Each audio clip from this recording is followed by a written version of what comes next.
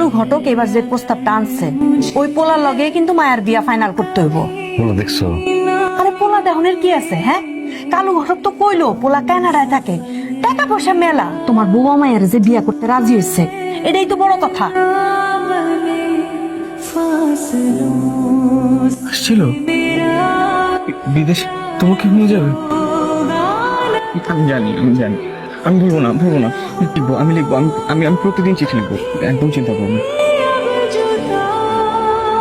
ও তো কানাডা থাকে না? জি জি।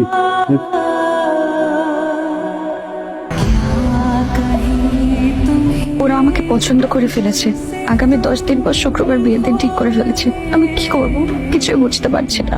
তোমাকে ছাড়া অন্য কোনো পুরুষকে আমার জীবনে আমি ভাবতেও পারি না। প্লিজ কিছু একটা করো।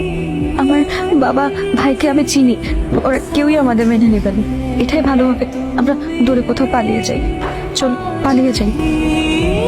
আমি মায়াকে পাগলের মতো ভালোবাসি। মায়াকে ছাড়া আমি থাকতে পারবো না।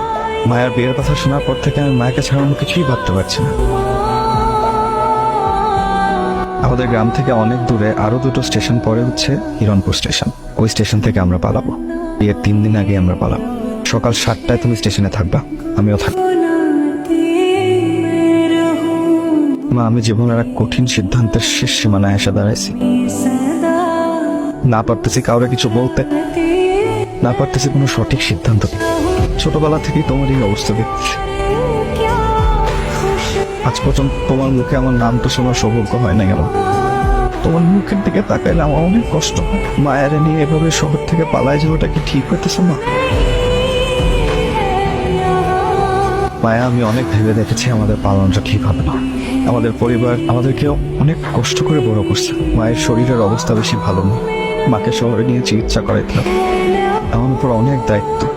আমাকে তুমি মাফ করে দিও মায়া।